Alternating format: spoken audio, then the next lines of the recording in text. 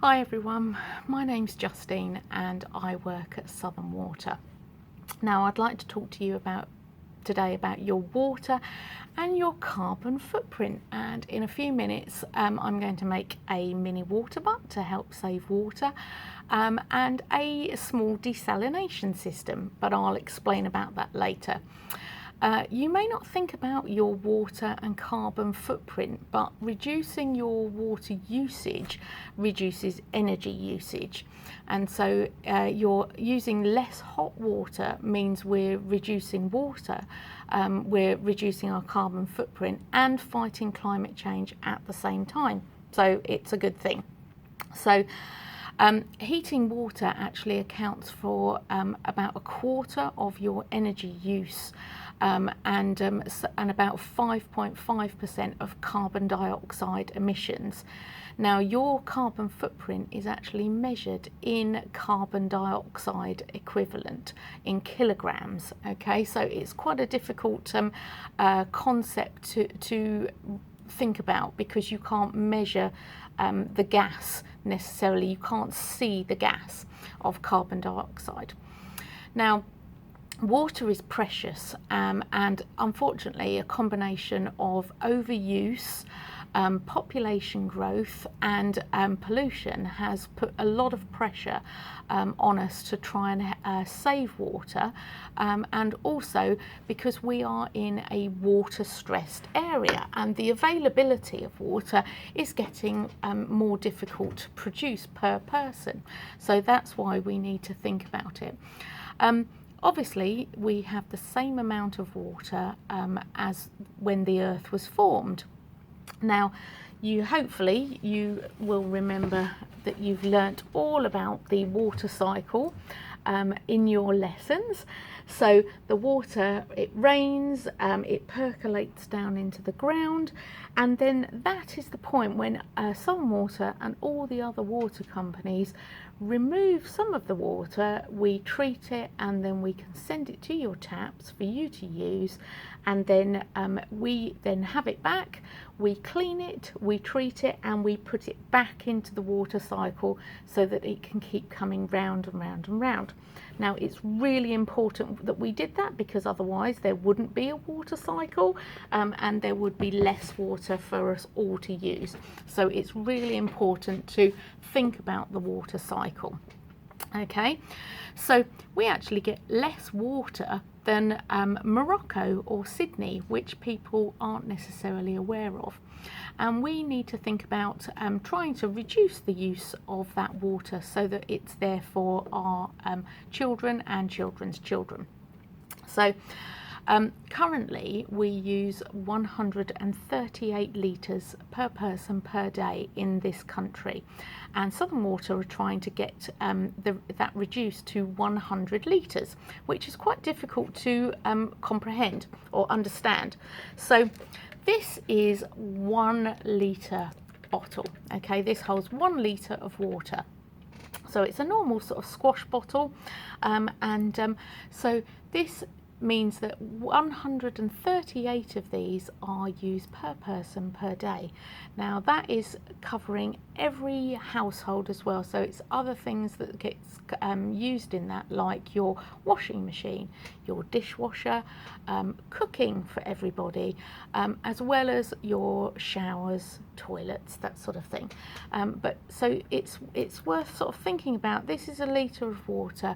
We're currently using 138 litres per person per day, and we want to reduce it to 100 litres. Okay, and everything that you can do just to sort of cut a small amount can make a big difference, because water is such a precious resource, but everyone just thinks that it's going to be there forever.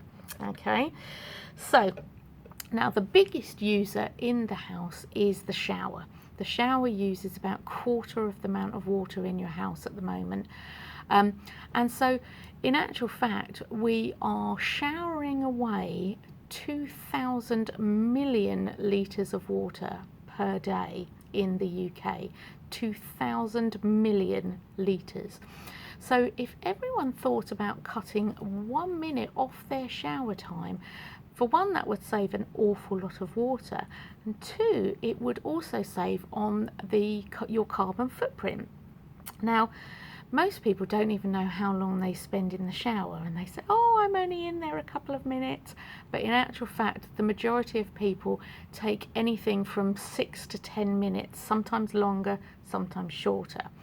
Now, we're trying to encourage people to have 4-minute showers, okay?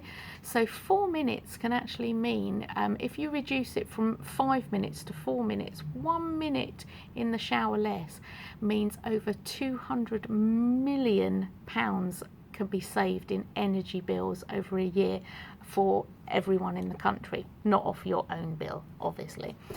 So over £200 million collectively. Okay, so why not try and time your shower to see how long you are in there? And in actual fact, you can get a playlist from Spotify which covers 4-minute shower times. So please do look for 4-minute shower times, and then you can download your favourite track. Okay. While you're in the shower, you can also save some water too by collecting the water in a jug or a bowl at the bottom of your feet, or a bucket even. You can stand in a bucket if you wanted to, and you can have a shower and collect that water from your shower, and you can actually use that to flush the toilet just by throwing it down the toilet. So and that can save water as well. Talking of toilets, there are 45 million toilets in the UK, so you can imagine how much water is being flushed down the toilet.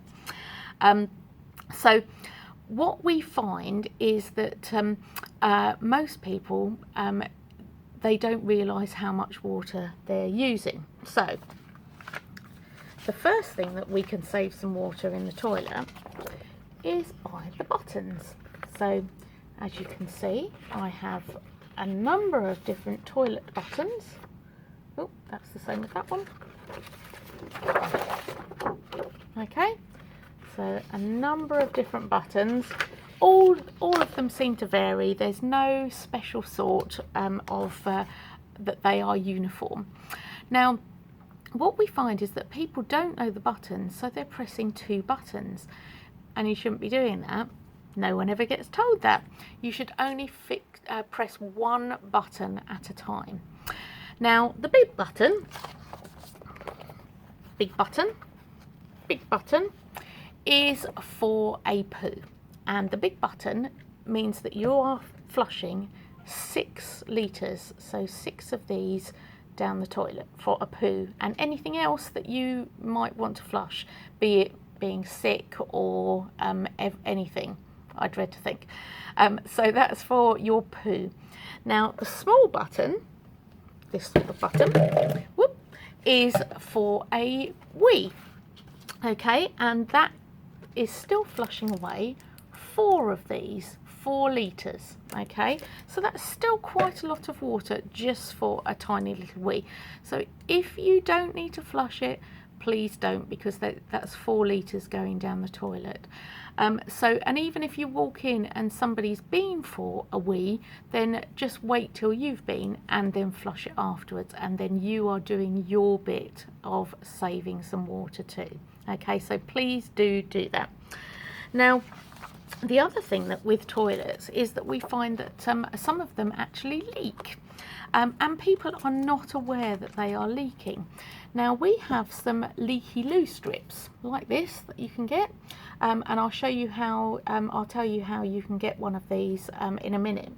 So lots of people have leaky loos that they're completely unaware of, and because it's a trickle that goes down the back of the toilet pan, and it's transparent because it's water. And sometimes you can see if it's been happening a long time because you get a stain coming down the back of your toilet. But often people aren't aware, and if you go onto our website, that's www.southernwater.co.uk, you can actually be shown how to use a piece of dry toilet paper to check whether you've got a leaking toilet. And then when you're on the website, www.southernwater.co.uk, you may also want to apply for a free home visit, where an engineer comes out and fits free water saving devices, and they will actually use a leaky loo strip, or they will leave you one so that you can check for whether you've got a leaking toilet, and if they find one, then they can actually get it fixed for you, and that's for free too. Sometimes they can't, but more often they can, so it's well worth signing up for a free visit. Okay, so please do, because obviously we want to try and save the water, and bring your usage down to 100 litres. Now we're going to move on to the first item for what you can make. Okay, now the average home roof actually collects 85,000 litres per year. Okay, and that's like free water. It's not clean really to drink, but you can use that to water plants. You can use it to clean a driveway and actually clean your car.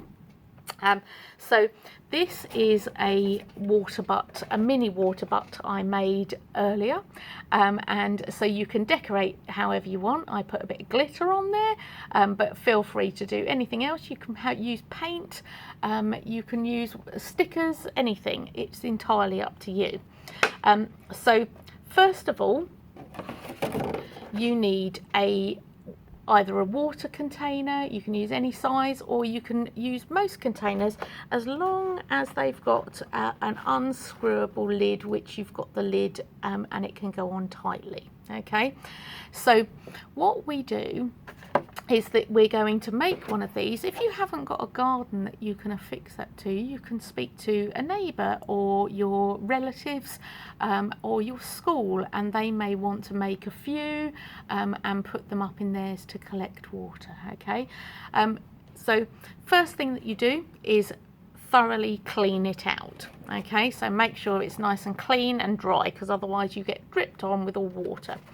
Now the next thing that you do is that you get a pair of scissors, and you may want to get an adult just to help you with the first cut. Okay, because what you're going to do is cut off the top right near the base so that you can just remove that from there. Okay, you may want to just tidy up so that it's not got sharp edges like mine has when I've just cut it. Okay, so, and then on the one that I've done, I have tried to make it a little bit nicer. Could still do with a bit tidying up. So, and then what you do is that you do all of your decoration. You've got to remember that this way up, okay, so sort of upside down, you've got to do your decoration, because it's going to be sitting this way up. Now don't forget to remove the label as well, but you can, if you were painting, you can just paint over the label as well, or put stickers over it. It's entirely up to you, but you're going to decorate it or not, and then you're all ready to go. And then you're going to use the handle, because the handle is really useful to actually affix it to a fence or a drain pipe, with either garden twine or some string. So the first one, just so that it's in the right position, I would put through the handle.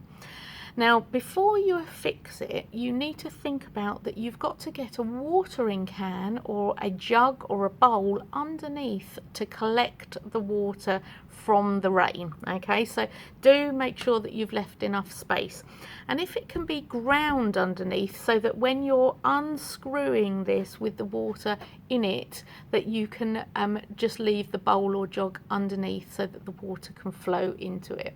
Okay, now when you're affixing your garden twine or string, you have to make sure that it's affixed firmly, because when you're collecting rainwater, and you know, you've seen what the rain's been doing recently, really raining hard, it can soon get full up and get very heavy. Okay, so you don't want to come out and find that it's become too much for it and it's just down in the ground.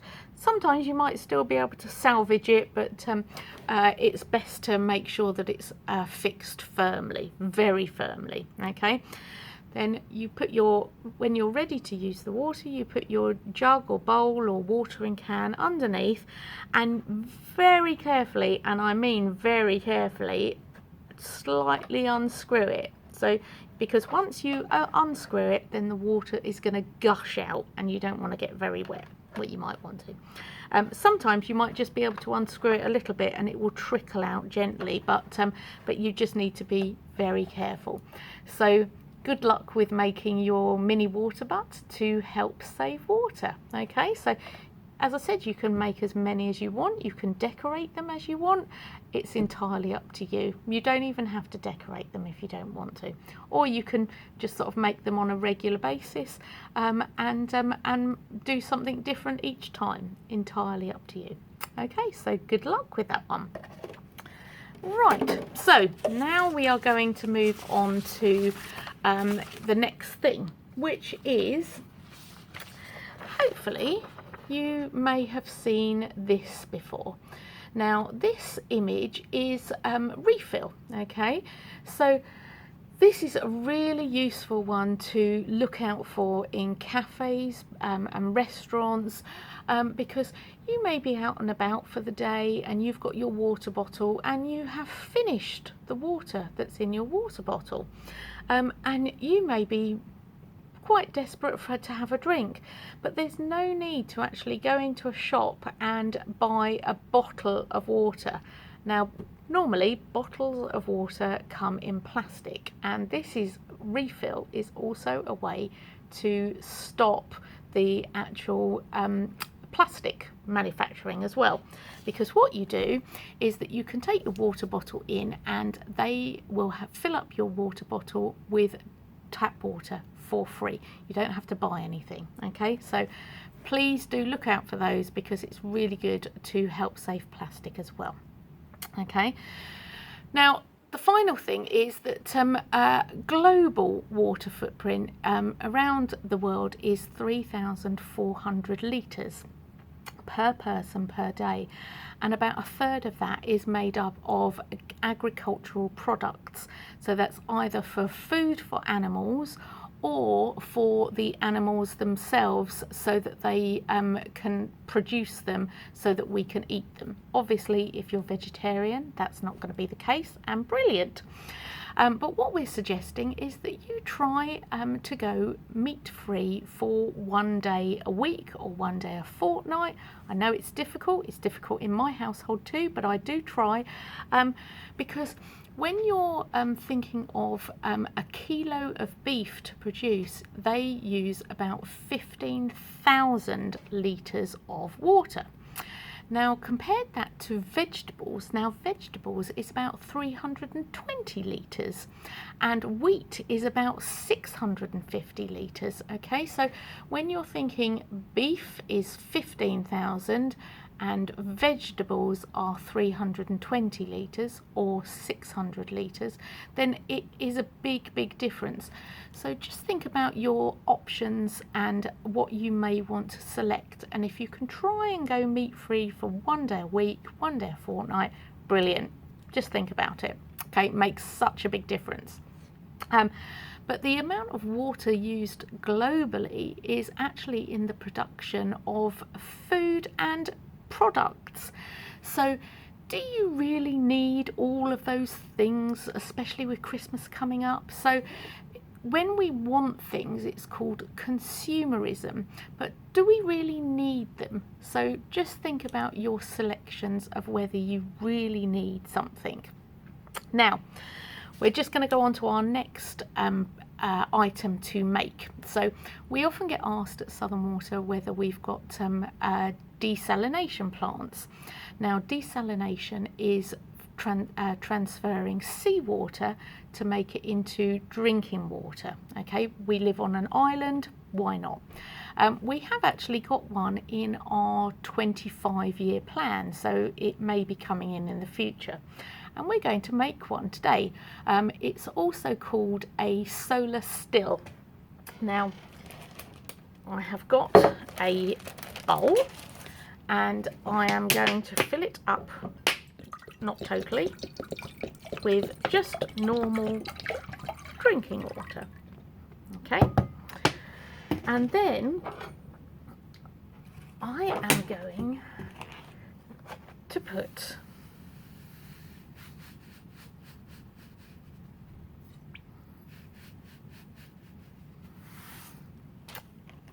about 2 tablespoons of salt. So that's like your seawater, okay? I will show you. Now, there we are, seawater, okay? Now, you really wouldn't want to drink that because it's not safe to drink and it can make you actually more dehydrated. And then what we're going to do is we're going to put some plastic over the top with an elastic band. Now, one thing that I cannot show you with this desalination unit is the thing that you also need for desalination is the sunshine, and we haven't got sunshine. Oop, I've forgotten to put my little glass in. Okay, so we're going to put a glass in the centre because that is going to be your collection cup. So, oops, sorry, you can't really see that. So there's your glass in the very centre, okay? And then what we're going to do is that we're then going to put a little weight in the centre. So this is the final product, hopefully you can see it.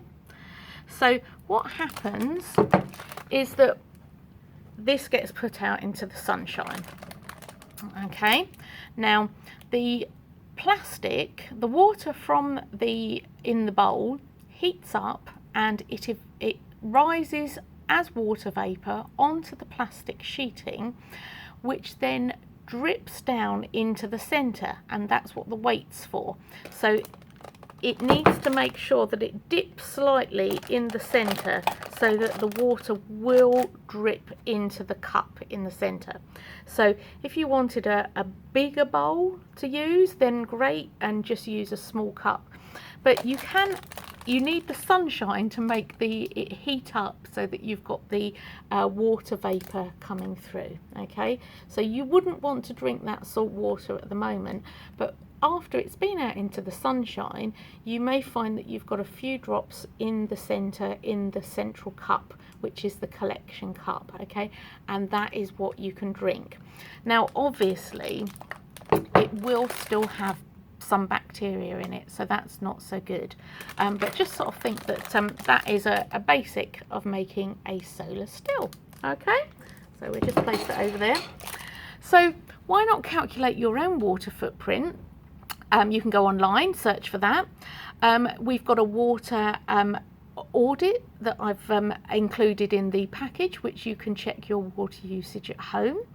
And we've also got a quiz, a water and carbon quiz that you might like to have a go at. So if you've got any questions at all, please contact me. It's education@southernwater.co.uk. That's education@southernwater.co.uk. Because we also give free talks to schools.